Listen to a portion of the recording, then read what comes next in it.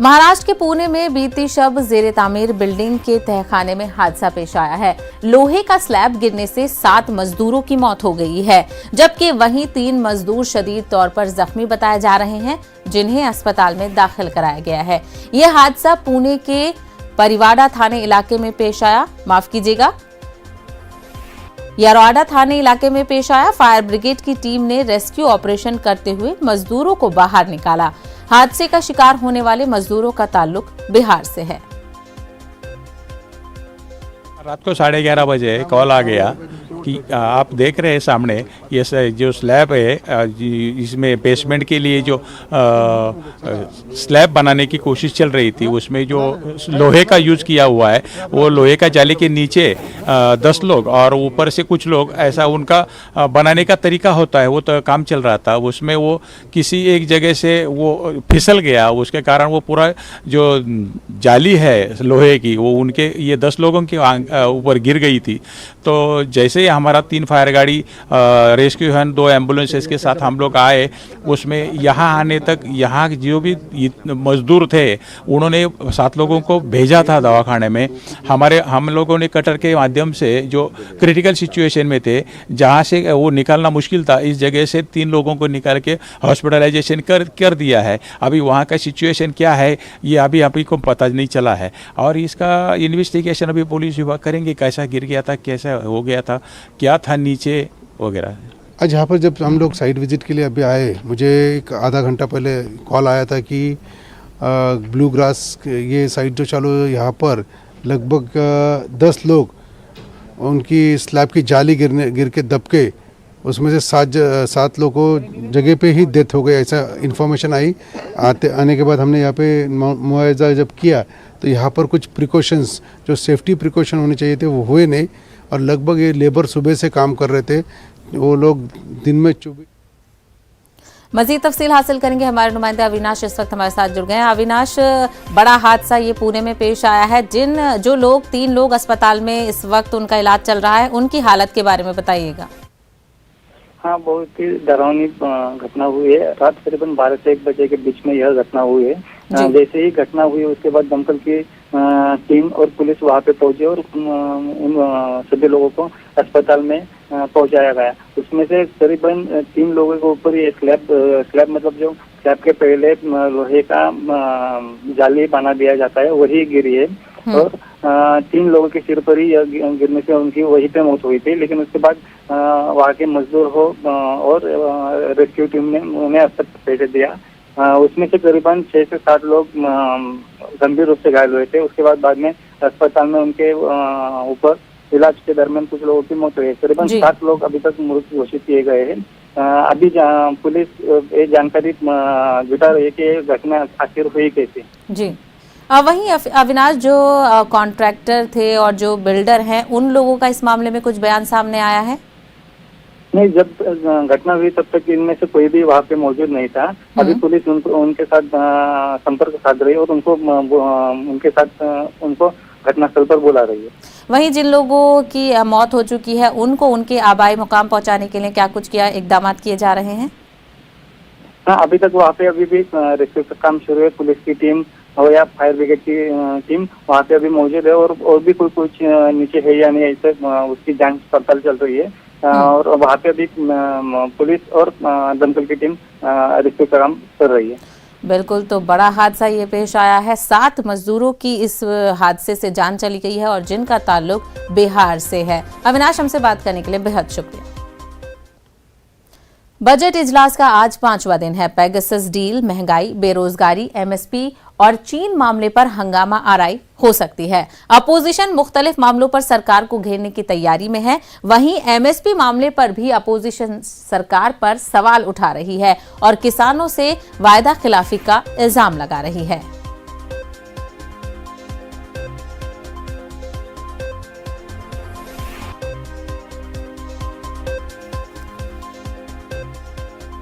MIM के सरबराह असदुद्दीन ओवैसी उन पर हुए हमले का जिक्र पार्लियामेंट में आज कर सकते हैं। असदुद्दीन ओवैसी ने कहा कि वो इलेक्शन कमीशन से भी इस मामले में शिकायत करेंगे। पुलिस के मुताबिक असदुद्दीन ओवैसी पर हमला करने वाले 2 हमलावर शुभम और सचिन को पुलिस ने गिरफ्तार कर लिया है। हमलावर के पास से असलहे भी जब्त किए गए हैं। असदुद्दीन ओवैसी का इस मामले में कहना है कि इस तरह के बुज़दिलाना हमले से उनका हौसला पस्त नहीं होगा। वहीं असदुद्दीन ओवैसी के छोटे भाई अकबरुद्दीन ओवैसी भी दिल्ली पहुंच गए हैं। असदुद्दीन ओवैसी साहब के काफिले पर उनकी गाड़ी पर हमला हुआ। हमारे साथ बात करने के लिए खुद वो मौजूद हैं। सर, पूरा घटनाक्रम आपसे जानना चाहेंगे, किस तरह से पूरी फायरिंग हुई है आपकी गाड़ी पर? देखिए, जब टोल गेट पे हमारी गाड़ी पहुंची तो टोल गेट के करीब तो सब गाड़ी स्लो हो जाती है, तो उन्होंने परफेक्ट स्पॉट चूज किया। उनको माल रखी कर रहे थे, उनको मालूम था कि हम किठौर से इस टोल गेट से जाएंगे और 10 फीट के फासले पर फायरिंग हम पे की। हमारे साथ जो यामीन खान थे, वो सामने हाजी साहब गाड़ी थी, उसको थोड़ा हम 2-3 बार मारे ताकि गाड़ी जल्दी आगे बढ़े। उन्होंने गाड़ी आगे बढ़ाई, हम निकले, हमारा टायर पंक्चर हुआ। खैर वहाँ से एक पीछे और 2 फॉर्च्यूनर थी जिसमें माजिद हुसैन एक्स मेयर थे, उनकी गाड़ी ने वो एक शूटर के ऊपर गाड़ी चढ़ाई, उसके पैर पर वो गिरा। दूसरा वाइट जैकेट में था, उसने और गोलियां चलाई, तो इन लोग मेरे पीछे गाड़ी आए। हम फ्लाईओवर के करीब पहुंचे, फिर हाजी साहब गाड़ी में बैठ के निकल गए क्योंकि टायर पंक्चर हो गया था। मकसद क्या, दिल्ली आ जाएं। यहाँ पर आने के बाद हम एडिशनल एसपी से हमारी बात हुई, उन्होंने कहा कि हम उस स्पॉट पर एक हथियार मिला है और एक अटैकर को भी वो लोग एप्रीहेंड किए। सर, जिस वक्त यूपी चुनाव है, काफी माहौल गरमाया हुआ है, आपकी गाड़ी पर हमला किस ओर इशारा करता? आपको क्या किसी पे शक हुआ है कुछ? नहीं, मुझे नहीं मालूम कौन है। ये तो सरकार का, प्रधानमंत्री का और उत्तर प्रदेश एडमिनिस्ट्रेशन का काम है। वो पहचाने कौन है, जाने कौन है, किसने किया ये उनका काम है। वो पहचाने कौन है, पकड़े उनको, क्योंकि उनको पूरा रेकी किया, प्लानिंग की, कॉन्स्पिरेसी की, और जाहिर है कई दिन से प्लानिंग कर रहे होंगे। इतने इनके पास गोलियों के राउंड कहां से आए? फायरिंग पे फायरिंग कर रहे हैं, तो इनको पकड़ा जाए। जब एक पकड़ा गया, पुलिस निकाले उसको, पूरी तहकीकात करे और उसके बाद जस्टिस करें, रूल ऑफ लॉ। देखिए, डिमांड है सरकार से, आप सिक्योरिटी लेंगे, क्या डिमांड आपकी मौजूद है? हमारी सिक्योरिटी छोड़िए। जब अल्लाह ने हमको दुनिया में पैदा किया तो हमारे मौत का वक्त अल्लाह लिख दिया और हम मौत से नहीं डरते। आज नहीं कल सबको जाना है, मगर सवाल ये पैदा होता है कि जो सरकारें हैं, क्या वो अपनी संवैधानिक ड्यूटी को, अपनी जिम्मेदारी को निभाएंगे या आंख बंद कर लेंगे? ये इनके लिए चैलेंज है। शुक्रिया। तो ये थे असदुद्दीन ओवैसी साहब, जिनका कहना है कि किस तरह से पूरा घटनाक्रम हुआ है और इस पूरे मामले में निष्पक्ष जांच जो है वो होना चाहिए। कैमरा पर्सन गणेश के साथ आनंद तिवारी, न्यूज़ 18 इंडिया, दिल्ली। वहीं दिल्ली एमआईएम के सदर कलीमुल हफीज ने कहा कि ओवैसी पर हमला अफसोसनाक है। उन्होंने कहा कि इससे योगी हुकूमत की बौखलाहट जाहिर होती है। टोल पर कुछ शरपसंदों ने एक बुज़दिलाना हमला किया और बिल्कुल 10 फीट की दूरी से 2 डायरेक्शन पे उन पर गोली चलाई। एक लेफ्ट, जहां सदर साहब का दरवाजा, उस तरफ से गोली चलाई, एक सामने से गोली चलाई। वो तो सलाम हमारे यामीन खान साहब को, जिन्होंने बहुत ही दिमाग से काम लिया और आगे वाली गाड़ी जो हाजी गुलाम साबिर साहब की थी उसको धक्का मारा और हाजी गुलाम साहब की गाड़ी जैसी आगे बढ़ी, थोड़ी सी जगह निकली, उसी में से उन्होंने निकाल दी। फिर पीछे से जो हमारे हैदराबाद के एक्स मेयर माजिद हुसैन साहब है, उनकी गाड़ी आ रही थी, तो उनके ड्राइवर ने फौरन उस शूटर पे गाड़ी चढ़ा दी। उसके पैर पे चढ़ी गाड़ी, वो गिर गया। जब जो दूसरा शूटर था, जो सफेद जैकेट पहने हुए था, उसने फिर गोली चलाई शूटर। बहरहाल वहां से वो लोग भाग गए, तो अपने वेपन भी वहीं छोड़ गए और गाड़ियां भी वहीं निकल आई। फिर आगे जाके सदर साहब ने गाड़ी अपनी चेंज करके और वो दिल्ली पहुंचे। मैसेज देना चाहते हैं। इसी मामले पर मजीद तफसील हासिल करेंगे हमारे नुमाइंदे शंकर आनंद इस वक्त हमारे साथ जुड़ गए हैं। शंकर आनंद, ये पहली बार नहीं है, इससे पहले भी असदुद्दीन ओवैसी की रिहाइशगाह पर भी हमला हुआ है और अब तो ये सोची साजिश नजर आ रहा है। असदुद्दीन ओवैसी भी कॉन्स्पिरेसी का इल्जाम लगा रहे हैं। सीधा उन्होंने सरकार पर सवाल खड़ा कर दिया है।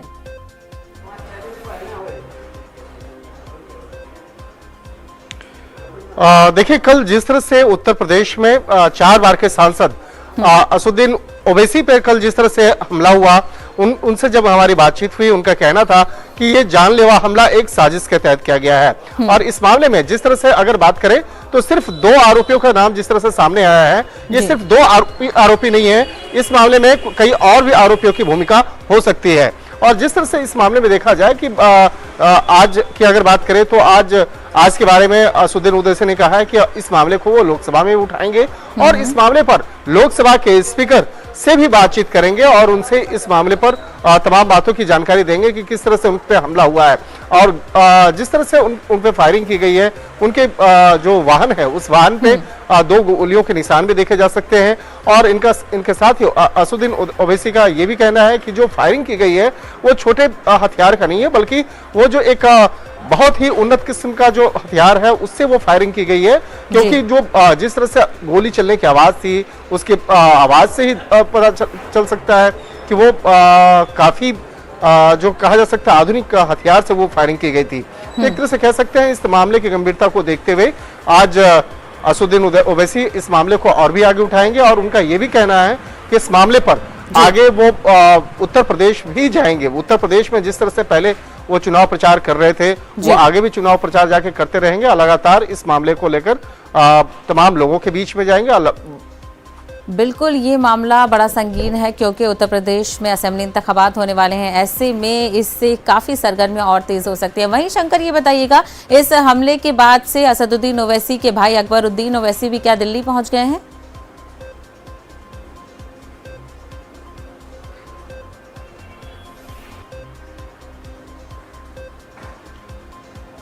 शंकर, क्या आप मेरी आवाज सुन पा रहे हैं? जी, सवाल को फिर से दोहराएंगे। शंकर, असेंबली इंतखाबात होने वाले हैं यूपी में, बड़ा मामला ये खड़ा हो सकता है। क्या ये अकबरुद्दीन ओवैसी भी असदुद्दीन ओवैसी पर हमले की खबर सुनकर दिल्ली पहुंच गए हैं? आज क्या कुछ मामला हो सकता है इस हवाले से? देखिए, कल सांसद असदुद्दीन ओवैसी के घर में तकरीबन 10 से 10:30 बजे रात तक उनके समर्थक उनसे मिलने के लिए लगातार आ रहे थे। इसके साथ उनके रिश्तेदार, उनके जान परिचय सब तमाम वो लोग मिलने के लिए आ रहे थे और तमाम इस मसले पर अपना कह सकते हैं, चाहे समर्थन की बात करें या तमाम जो उनका हाल लेने के लिए आ रहे थे। तो जिस वक्त में मैं सांसद असदुद्दीन ओवैसी के घर पहुंचा था उस वक्त में वो खुद काफी डरे हुए लग रहे थे।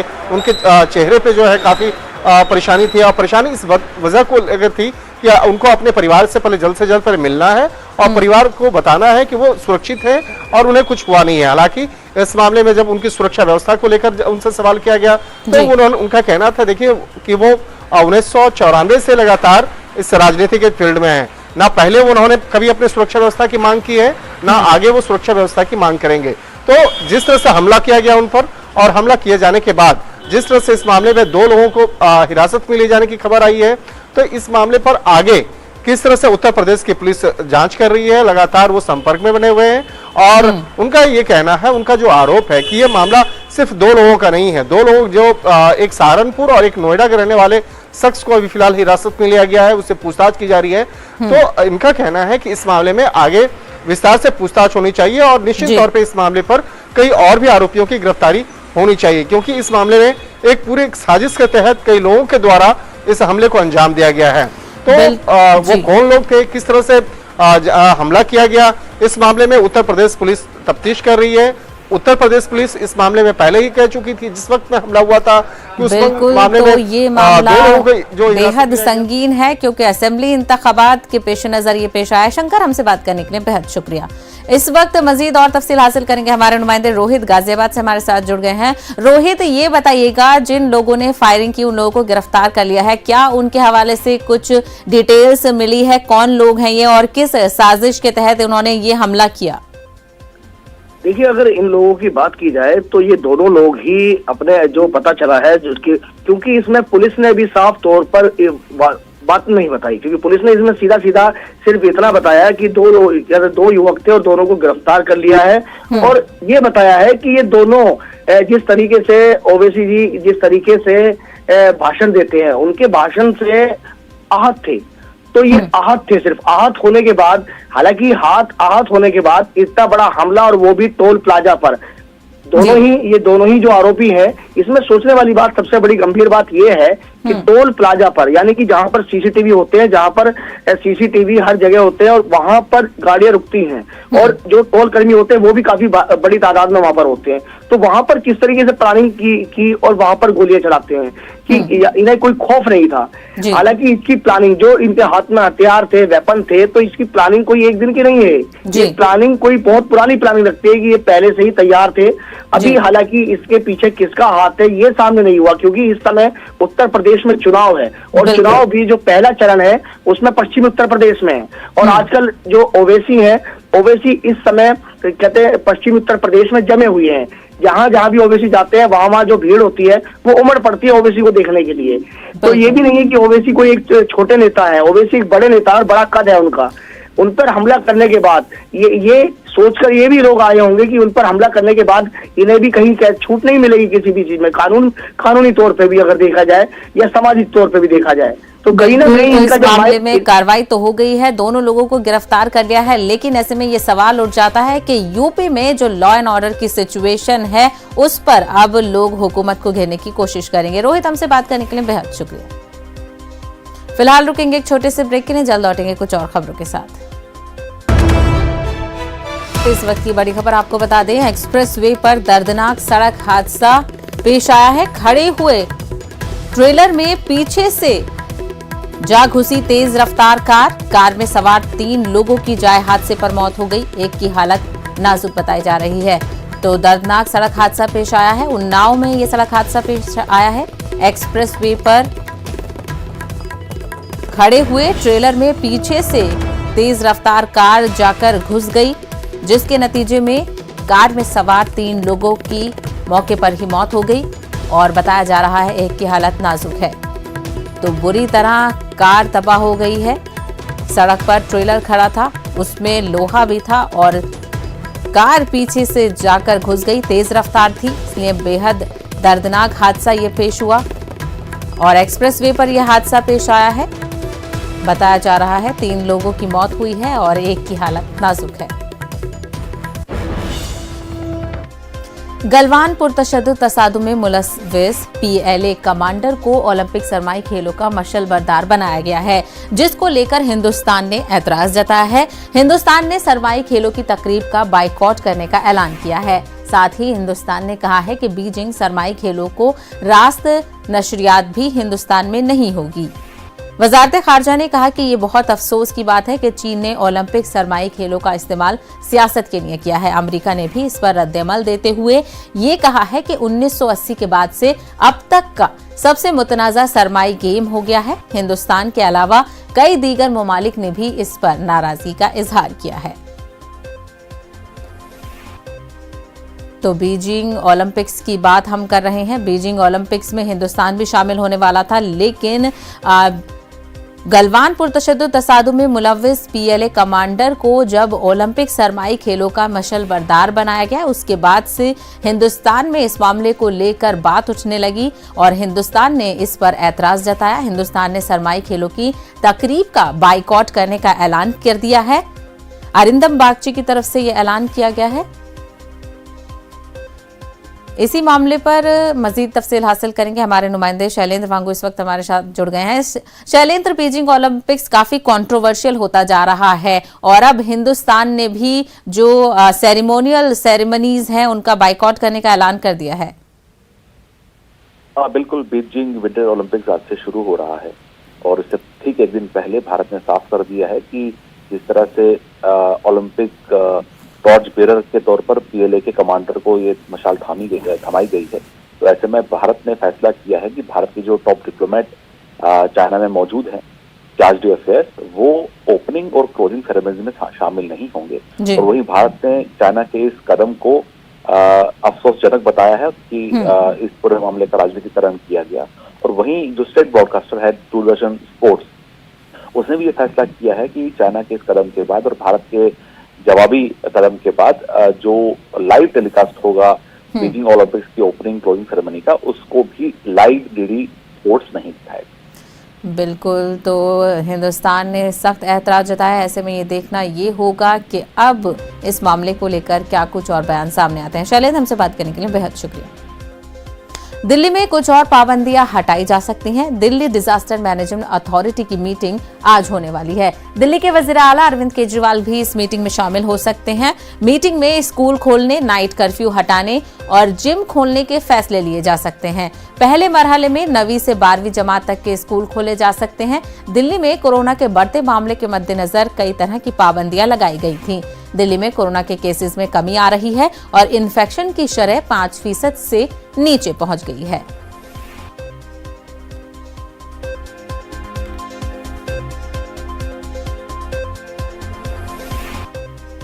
झारखंड के सरकारी और निजी स्कूल आज खुल गए हैं। 22 महीनों के बाद पहली बार झारखंड के स्कूल अपने मुकर्ररा वक्त पर 6 घंटे की क्लासेस का इनेकाद करेंगे। हुकूमत की जानिब से जारी एसओपीज में कहा गया है कि क्लासेस सुबह 8 बजे से दोपहर 2 बजे तक होंगी। स्कूलों में सकाफती प्रोग्राम या खेलों की इजाजत नहीं दी जाएगी। कोरोना के पेश नजर तमाम तलबा, असातिज़ा और दीगर अमले को रियासती हुकूमत और महकमा तालीम की जानिब से जारी करदा गाइडलाइंस पर सख्ती से अमल करना होगा।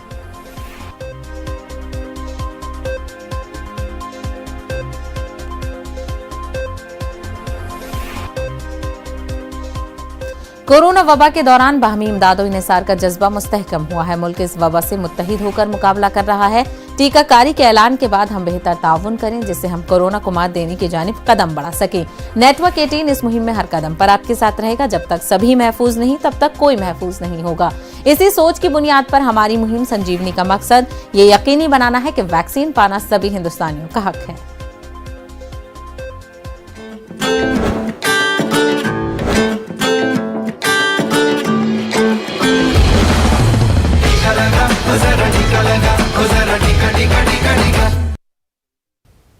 आज की ताजा खबर में फिलहाल इतना ही। दीजिए इजाजत। आदाब।